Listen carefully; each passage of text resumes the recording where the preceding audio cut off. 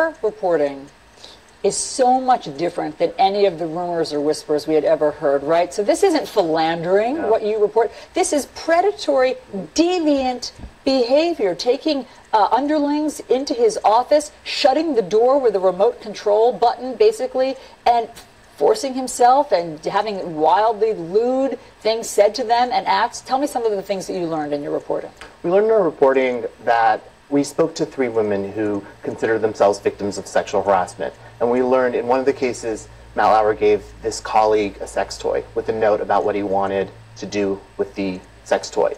There was another story about how Matt Lauer had a colleague come into his office and took down his pants and exposed himself to the woman. And told her, and expected a sex act when he did that. And reprimanded her when she resisted. And the question, I think, in going forward is, what did NBC know? Who was involved? Speaking to the victims, they say that the network was aware of Matt's behavior. Meaning what? Who did the women that you've spoken to, who did they tell? Who did they go to? High-level executives at NBC were told about his behavior. Meaning Andy Lack? I'm not going to name names, but high-level executives were told about his behavior, both current and prior executives. And what was their response to the women? And we were told that they protected Matt Lauer because he was so valuable to the Today Show.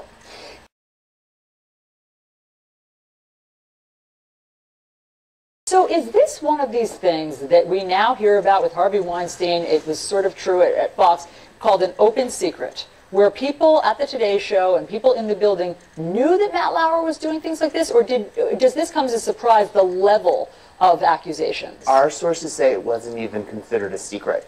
It was known by many employees at the Today Show, including some employees that have gone on television and said publicly, we had no idea. According to our reporting, some of the other personalities and on-air personalities were aware of these allegations. So now what?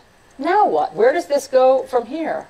I think that this is a turning point in the conversation that we're having about sexual harassment in the workplace. Well, no, listen, I get that. I get that this is a national tipping point. But I mean, at NBC, if management knew this level of, I mean, really lewd, highly, grossly inappropriate, some of these things in your reporting, I mean, look, I'm not a lawyer. I don't know if you want to call them assault or being accosted, but it was clearly unwanted in many of these cases.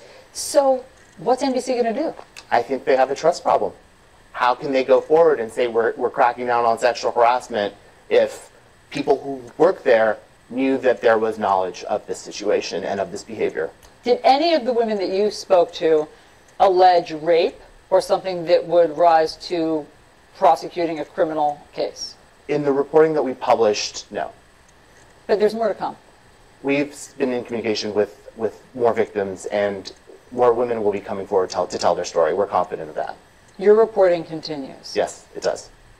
You know, we've all been talking about the highly regrettable position that Savannah Guthrie, Hoda Kotb, as well as Charlie Rose's co-hosts have been put into, to have to come out before you know all the facts and have to speak on a national stage about this colleague that you thought was one person or that you had a friendship with and a professional friendship with, and have to speak about all of this. Do you have any reporting that suggested that any of the co-anchors at NBC knew about things like this? According to our sources, the co-anchors were aware of some of these allegations. And so they're having trouble reckoning what some of these anchors said in private conversations versus what was said on TV yesterday.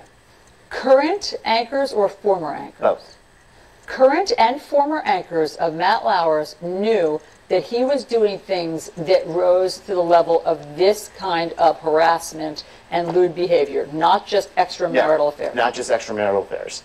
Colleagues were told, and in fact, not only were told or were aware, they were spreading these stories among the staff. They were gossiping. Yes. And so the women that you've talked to now feel, what, betrayed?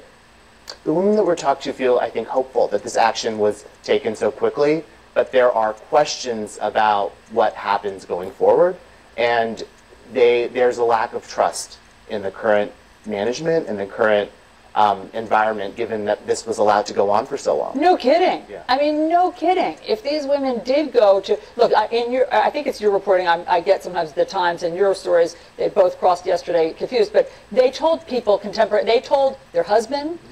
They told friends at the Times. But if they told people in management and colleagues, of course, there's a lack of trust. I mean, something This is going to be bigger, it seems like, at NBC than just Matt Lauer. This isn't the end of the story, no. We believe that there will be more women coming forward, and we believe there will be more evidence about who knew what when that will come out in the reporting in the days to come. Romy Instituta from Variety, thank you for sharing your reporting with us. Me.